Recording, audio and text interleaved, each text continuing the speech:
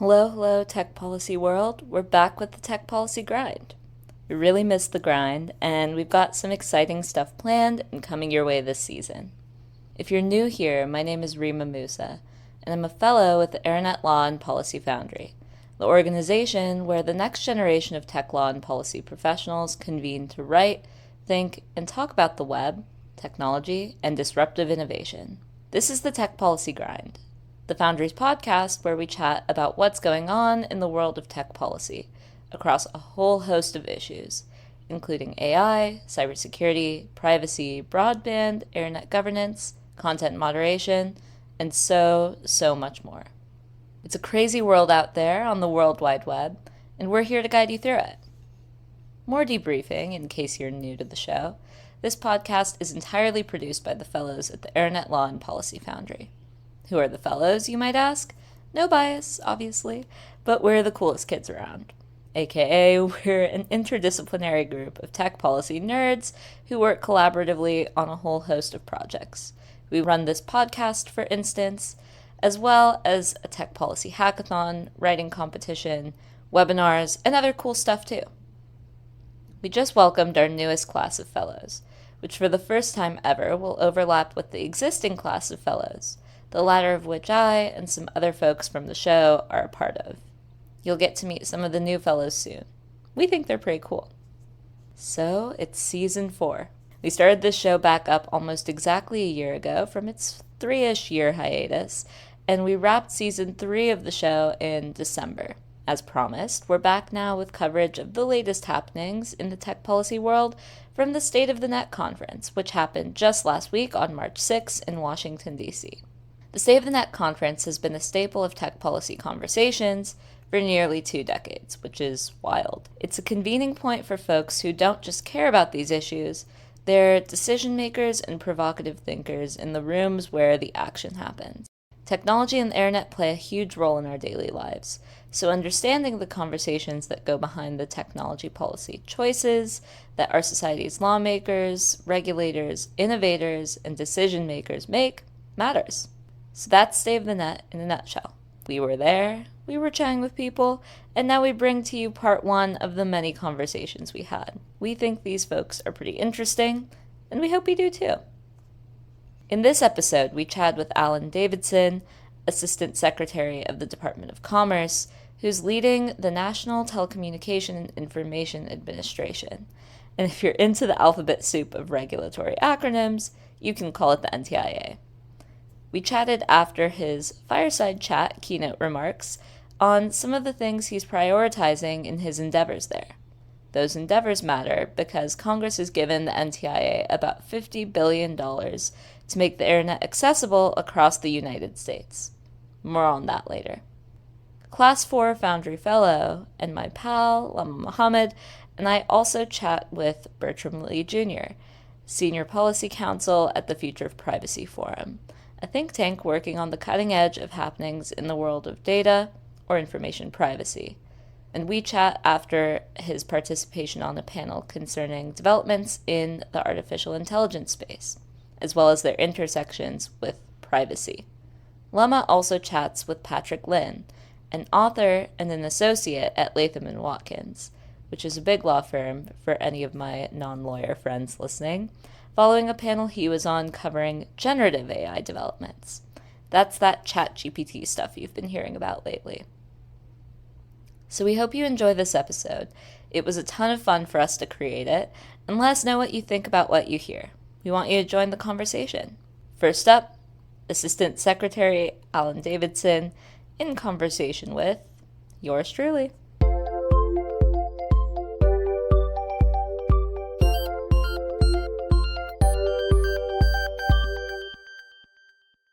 Awesome. Thank you for being here. You just gave keynote remarks within a fireside chat context. Right. And one of the initial things that you pointed to was your sort of mission to connect the U.S. Right. And tackle rural broadband issues. Yeah. Indeed. So could you dig into that for anyone listening Yeah. on sort of what that mission looks like and Right. what you're evaluating? Well, the president has given us a very simple and very ambitious mission, which is to connect everyone in the United States with high-speed, reliable, affordable internet service. And he keeps saying everyone, which makes us very nervous because everyone is a lot of people. But truly, we have been talking about the digital divide in this country for over 20 years. And now, thanks to the bipartisan infrastructure law and other laws that have been passed, we actually have the resources to do something really serious and structural about it. And that is a huge opportunity, right? We have $50 billion within the NTIA that we're administering. There are other agencies that have funding, not as much, different parts of this, the Department of Agriculture, FCC. And this is really a once-in-a-generation thing. We will not get tens of billions of dollars to do this again. So no pressure, but we're working really hard, and we've had a lot of early success already in getting some of this money out the door. And the next year or two is going to be really critical in getting the big pots of money out. Right. And so where is that push going towards right now? What's sort of the current state of connectivity in the U.S.? Great question. So part of this is around access. So, there really are millions of Americans who don't have access to high-speed broadband, just could not get it even if they wanted to. And so a huge part of our work, $42 billion of our program, is focused on access and building out infrastructure. And we're working with the states to do that. So each state, this year, each state will come up with a plan and present it to us, and we will make allocations and give money out to the states to, in turn, make sure that everybody in their state is connected. There's also a whole lot of work we're doing around equity and adoption. So you can have access, you can have a wire running past your house, but if you can't afford to be online, that connection doesn't do any good. And you can afford to be online, but if you don't have a device or you don't have the skills to kind of know what to do online, that doesn't help. So we're also funding digital equity programs to make sure that people have the skills, and there's a big affordability project coming out of the FCC to make sure that low-income Americans can really, it's part of our program too, make sure that low-income Americans can participate as well. Definitely.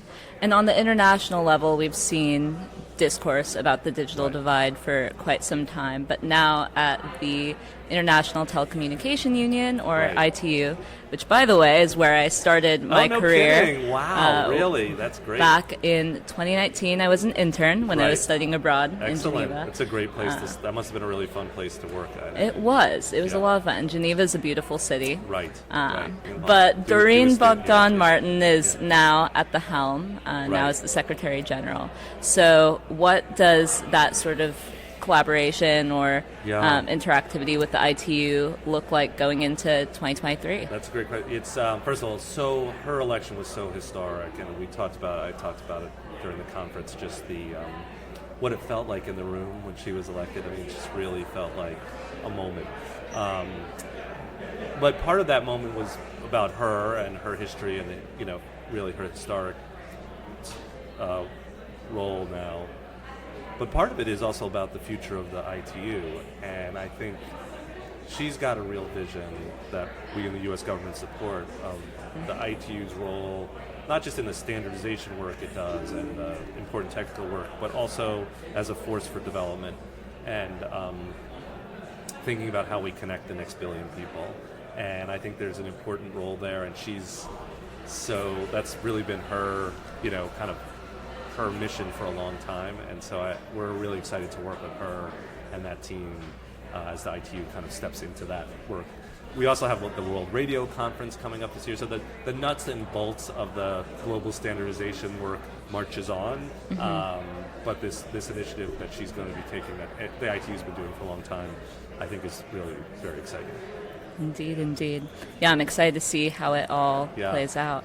So now going back to the solely American context, we know that the U.S. is perhaps behind in federal privacy legislation, and I'm curious as to your take on how privacy interacts with the mission to get folks connected. That's a great linkage, because one of the things that we've been thinking about when we're thinking about getting everybody connected is what is this internet that they will be participating in, and especially when you have a lot of people who are who are going to be new to, who haven't had access to broadband before, who haven't had access to high-speed connection before. It's going to open a lot of doors for them, but also, are we doing enough to make sure that their privacy is protected, their security is protected?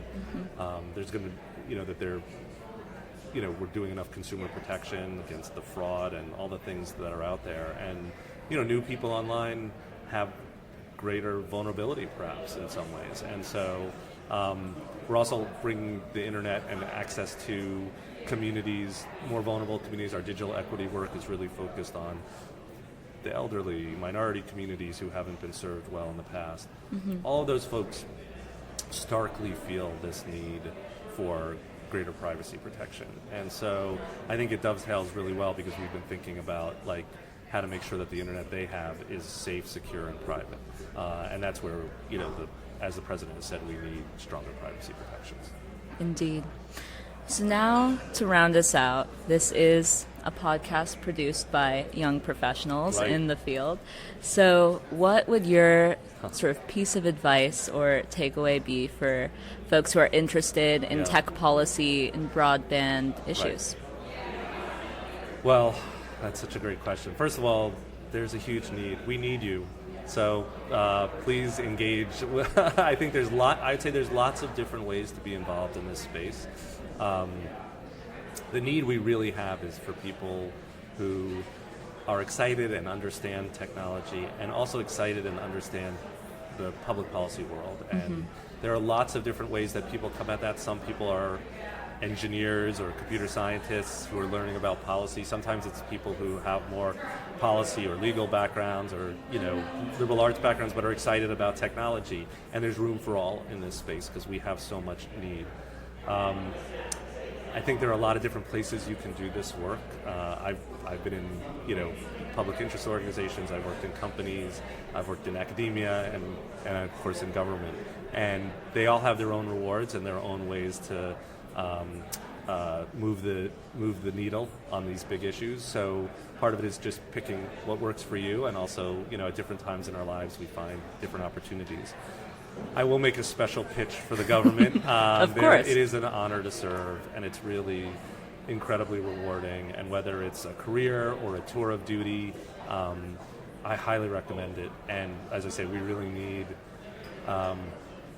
We have lots of specific needs, but mostly we just need people who are passionate about this work, who want to think about how technology can better serve humanity and human progress, and who want to spend some time rolling up their sleeves and working on these issues. So come to ntia.gov if you're at all interested. Look for us online. We've got openings. We've got a lot of need, but other parts of the government do too. And whether it's in government or in other places, I just say thank you for being interested.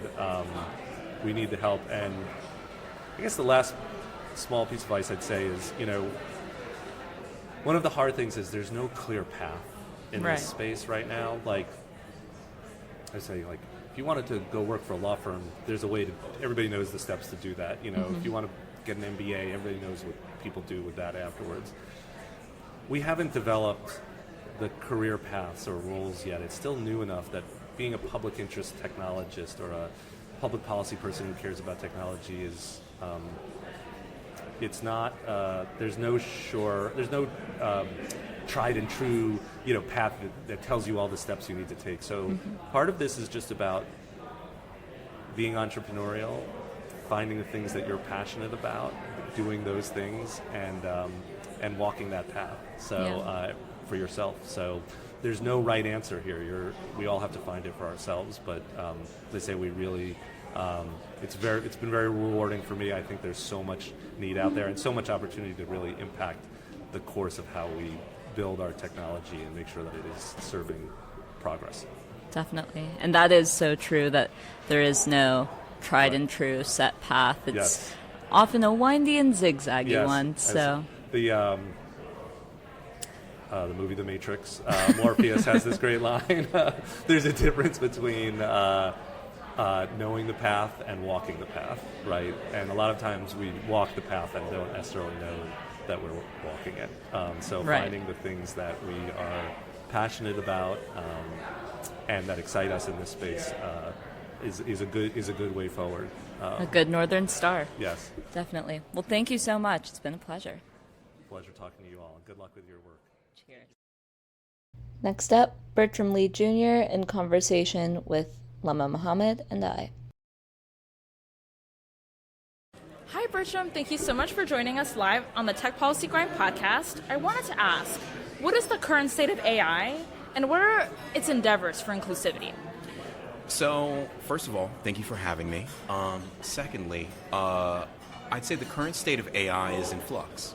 I think people are really excited about the possibilities of AI with ChatGPT and large language models, particularly being out there for public consumption and public use.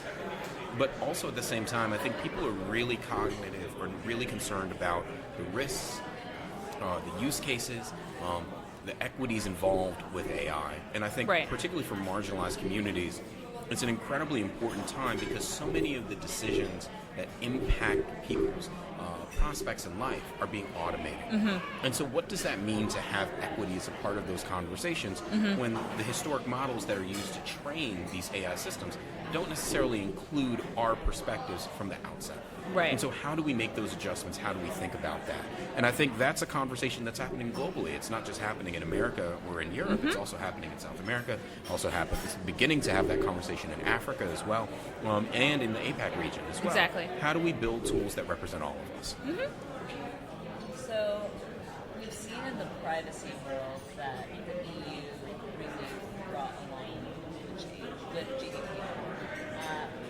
Could that be what's happening now in Europe? And what do you see as sort of the alignments or differences in the American policy sphere for AI regulation and the European? So I think the pushback, I'll frame it in a couple of ways. I think with the EU, I think it's important to keep in mind that they have a lot easier time. There's a lot more agreement around what constitutes, I would say, policy, where they want regulation to go, what are some of the concerns across not only frameworks, but also what are some of the concerns that the member nations have around these instruments and tools.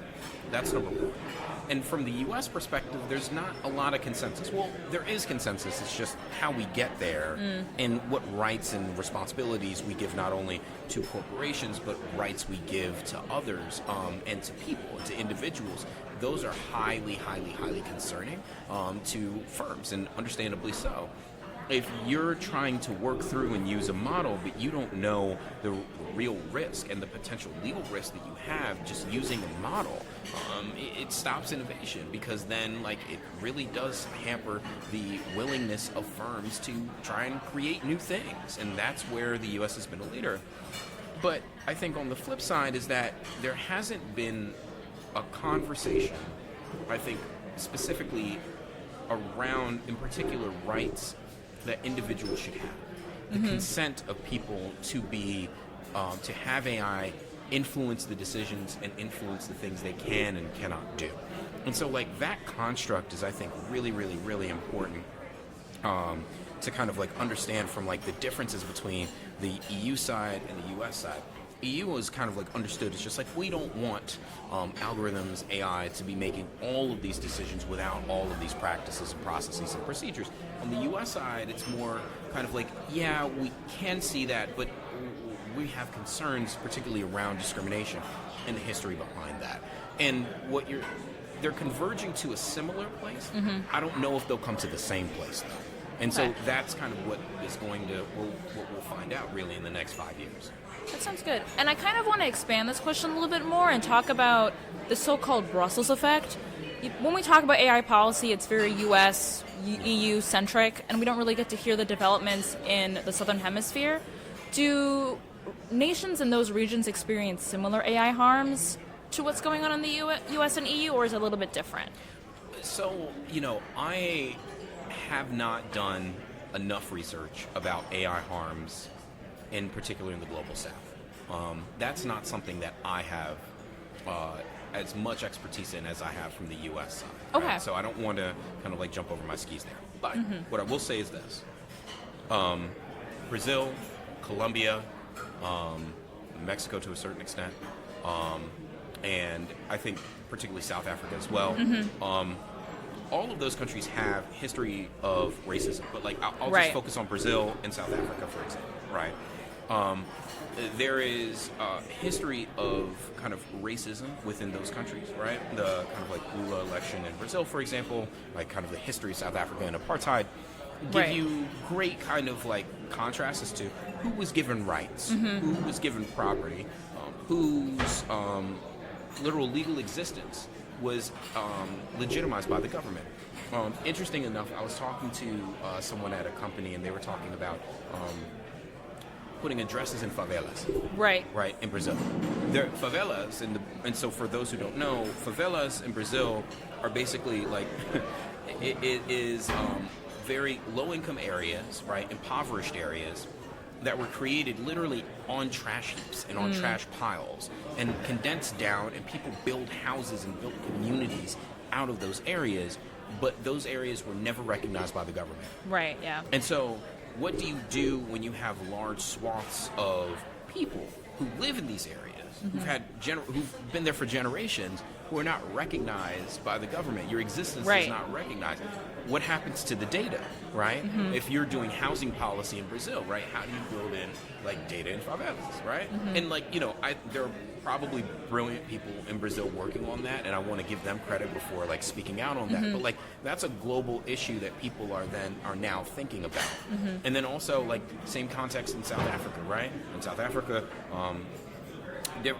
there was the kind of segregation you see similar to the United States, right? Right. In apartheid. So what does that mean in context for housing policy? What kind of data are you then getting from South Africa, right? And so like these are similar questions that we're all having to deal with. It's the same issue that we're having to deal with in Chicago, in Detroit, Washington, D.C., where I'm from, you Exactly. know, like east of the Anacostia, right? Right, and so right. like all of these issues are talking to each other, and then how do we deal with them in an equitable way so that more people can be included in the process? Thank you. And sort of shifting gears to specific policy in the U.S., we have the new NIST AI framework.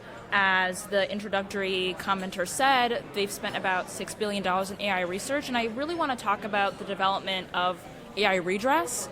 And the NIST AI framework, is that sort of a start to an actual pipeline for people to seek justice when being harmed by AI? How's that development looking like right now? So the NIST AI risk management framework is a risk management framework. Right. It is not an opportunity for redress. It is just a way for firms, for agencies, for organizations to think about how to think about AI risk. Now, the interesting thing is that I think what's going to happen from the AI risk management framework is that agencies are going to take that framework and make it their own. Because there are particular risks to every single agency. There are particular risks to a variety of agency actions, right? Right. So if you're engaged in a number of different framework, if you are engaged in a number of different actions, so for energy policy, for example, right, there's certain risks there to our power grid, to system, to water, right, Department of Interior, to land use, for transportation, to literal your life in your time in a car, right? What should Right. be the standards on AI there? What should be the risk factors that people take into account there? And that can integrate both current law and both prospective, not prospective law, but prospective regulation on where certain risks should be understood to be. And it should be from a historical context because we're living in the same kind of like space. And so I think there's this mishmash where there's going to be a convergence, I should say, of how agencies think about risk and then also how industry thinks about risk, and also how like we as people think about risk. Like Right. what is risky to us? Like when do people kind of get to be able to say, hey, when we're talking about risk management frameworks, we think this is a risky activity. Or firms be able to say, hey, we think this is like a reputational risk. It may be legal, right? But we may just not want to do it. And so like those contexts and those conversations are happening within the risk management framework right now. Awesome. Well, thank you so much. Thank you. Thank you. Always a pleasure to be here. Anytime. Thank you. Final interview of this episode, Patrick Lynn in conversation with Lama Muhammad. Thank you so much for joining. I'm going to take us really broadly, and I want to talk about the state of generative AI. Is this a real hype, or is this sort of like the metaverse, where people are piling a bunch of money into a theme and then sort of leaving it after a couple of months, or is this hype going to continue for a prolonged period of time? Well, I think generative AI has a lot more staying power than the metaverse. Although I think I do approach it very cautiously. I think it's very much still an experiment. It's such a new technology. And I think anytime we're met with this new innovation, I think it's important to come with just as much sort of cynicism, not cynicism, but like skepticism and critical thinking, right? I think it's something that there's a lot of issues, copyright issues, biased data sets, things like that we still have to think about amidst the hype. Absolutely. And in terms of discussing about competition, we see a lot of investment in generative AI, but are tech companies forgetting about the main problems? I mean, we still have misinformation as a big issue, algorithmic bias is a big issue, content moderation is a big issue. How are we making sure that we're still keeping these things top of mind as we continue to develop generative AI? Right, and that's where I think as much sort of like digital literacy education, that's such a key piece of this. I think as much public involvement as possible to sort of look behind the black box. People aren't just excited about the output, but they're understanding the inputs, right? And how the algorithm is working, what it's picking out. And I think involving the public is sort of how you do these impact assessments too. Exactly. I think we've seen issues with like stable diffusion, how it's being used with Lensa, right? We're seeing like women are over-sexualized in a lot of imagery. Right. Non-consensual pornography has been used in these data sets as well. And so it's important to look at what data is being used to train generative AI like ChatGPT. Exactly. I think we're really focused on like the generative aspect. Right, and we forget that it's GPT is generative, pre-trained, a transformer. And I think the pre-trained part is a lot more important than the generative part, right? I think the inputs, right? Are we using biased data sets? Do we know how it's working on the back end? I think that's a lot more important. And I think the content moderation piece, that's something that I find myself still kind of like jumping back and forth on. Yeah. As someone who is very much very unabashedly a big fan of Section 230, I find that like content created by AI is a bit trickier. Right. I think especially with using ChatGPT, right? Mm-hmm. It's responding to user-provided queries, but then it's pulling content from a bunch of different third parties. And I think that's where it's a lot more difficult to, I think, moderate that content. Agreed. Yeah. And I kind of want to dig into the aspect of data a little bit. When we think about the data that powers AI, what kind of information is it scraping? And I think about, the way that Google indexes their information, where people with more money, more stereotypical results will come to the top of the page. How does that funnel bias, and how does that also gatekeep information from protecting marginalized people, if that makes sense? Sure. Oh, yeah. No, that definitely makes sense. And I think that's a really important question that I think the folks who are building this, they still don't know yet, right? I think when you're relying on data sets that are just so massive, it's difficult to really parse out like what is reliable information, right? What is biased information. And I think we're hearing on both ends of the spectrum, right? Of like, oh, this AI is like quote unquote woke. And we don't want that to bias against conservative ideals. Right. And then we also have people saying, oh, well, it's actually really biased, and it's leaving out a lot of opinions and ideas from communities that have always been kind of neglected and excluded from a lot of this discussion. And I think that's where there's that challenge of like you need to involve the public and have that discourse. But that bias, I think, is kind of. I don't think you can really just get rid of it. Right? Yeah, exactly. It's there. It's baked in. It's a matter of identifying which data points are kind of having the biggest impact on that bias and how that affects the output. And yeah, I think that's a very difficult task to do. And as these data sets get larger and larger, that's only going to become like a more difficult task to take on. Sort of going back to what you said earlier about content moderation and Section 230. Something that's been on everyone's mind recently is Section 230. This law has been around for years, and it's not just related to social media. It's about anything that has a platform and can collect comments or anything from the general public. So in the event we see a world without Section 230, God forbid, many say this could be the end of the internet. What does this say about potential generative AI? Could people get sued over the use of AI for spreading misinformation? What do these kind of consequences entail? I will return your question with more questions. But I guess first starting off, I do think that, I think a lot of people who, their gut feeling with respect to Section 230 is sort of, well, why should we be protecting or shielding Facebook, Twitter? Right. These are massive corporations who, to different degrees have kind of like failed us, right? In different ways. And maybe they should be held liable in certain ways. But I think it's important to go back to, it's not about protecting these corporations. I think it's about protecting the speech of individual users, right? Right. And I think a lot of people who support Section 230, that's sort of what they're rooted in. And that's where, with generative AI, I think it's difficult to see how it applies sort of like a one-to-one from like a social media platform to generative AI, just because generative AI, it is creating content in a way from user queries, right? But I think the tricky thing there is, what do we do when you're asking ChatGPT for investment advice or for mental health advice, right? Like, who is sort of putting their leg out to sort of take accountability for when that advice is not so great, or when someone makes a mistake because they followed advice or content that's given to them by ChatGPT.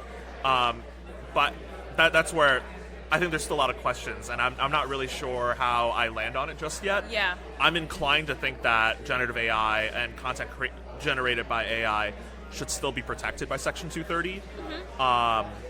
But I think it's tricky, and I do see a lot of people who say, well, it shouldn't be.